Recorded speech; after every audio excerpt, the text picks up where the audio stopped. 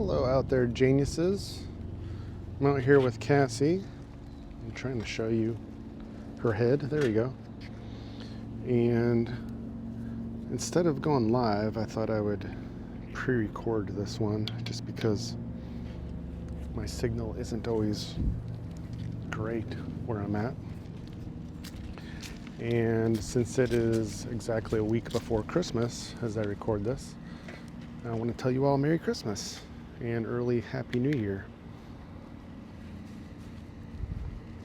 It has been quite a year for INFJs and those interested in learning about their personality traits, whether you're INFJ or not. So much going on in the world. At times, I've talked about topics like the military operation that is underway behind the scenes and in front of the scenes. In the topic like the shape of the earth and the ongoing debate that is unfolding.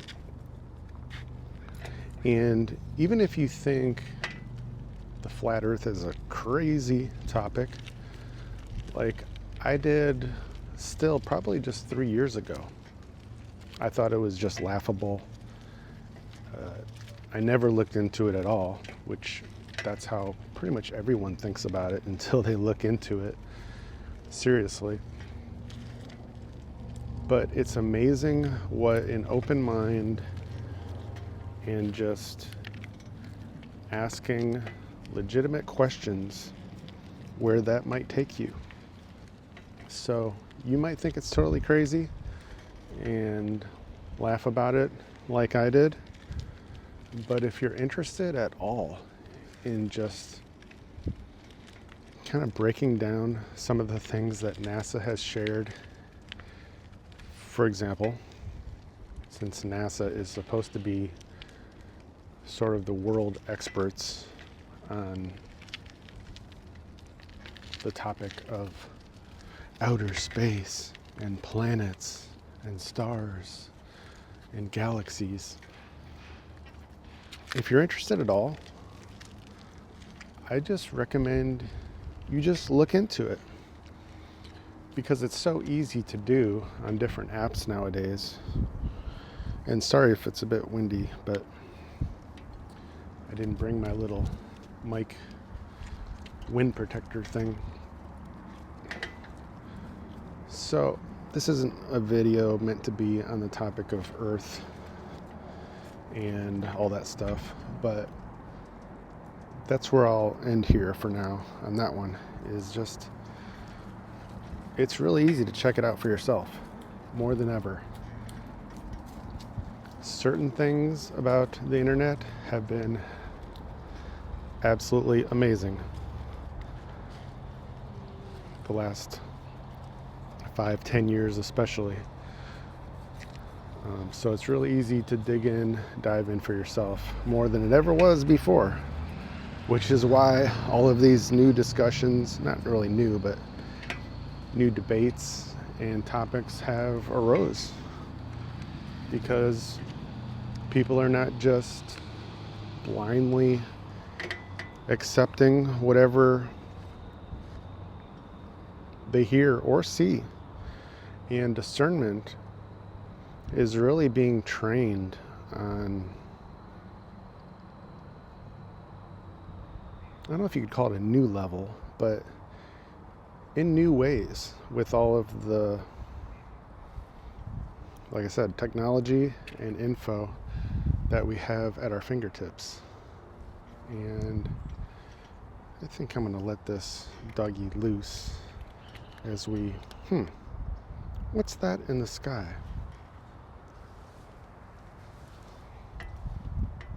Yeah. You guys see that? Do you see that? Yeah, I'm in Southern California, and we see a lot of that. A lot of what? Yeah, a lot of that.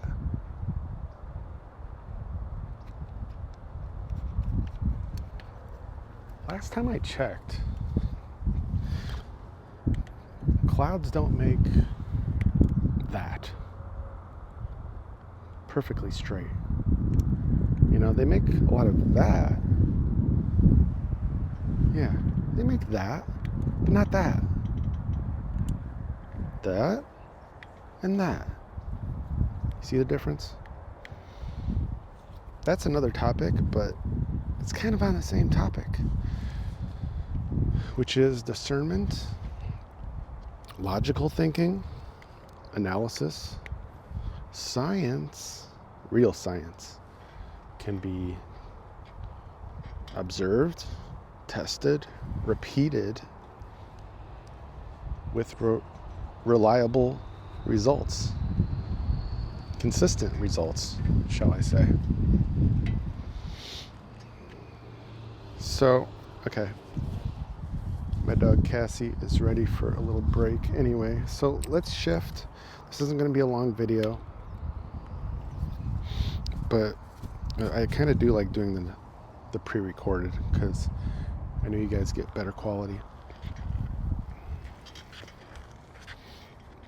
where I'm at right now and no glitches. So I'd like each of you to share something you've learned this year, something you're thankful for and have gratitude for.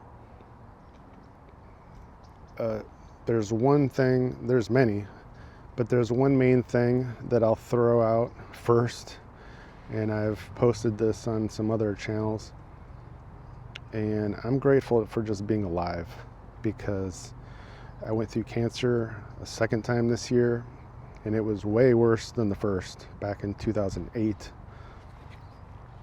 because not only did I have to go through pretty aggressive chemo protocol, whatever you want to call it, treatment schedule, but I had to make the tough decision over and over to even do chemo because there was actual life-threatening issues, complications that I was dealing with because of the cancer. And I had 4 separate weeks over the span of 3 months that I had to do a Monday through Friday chemo schedule. And every single week before it started, I was like, I'm just gonna stop. I don't wanna do this. I don't want these chemicals in my body. Yet it was working, it was getting rid of the cancer. But like I said, it was just one tough decision after another, because I'm all for the natural route and that's what I wanted to do.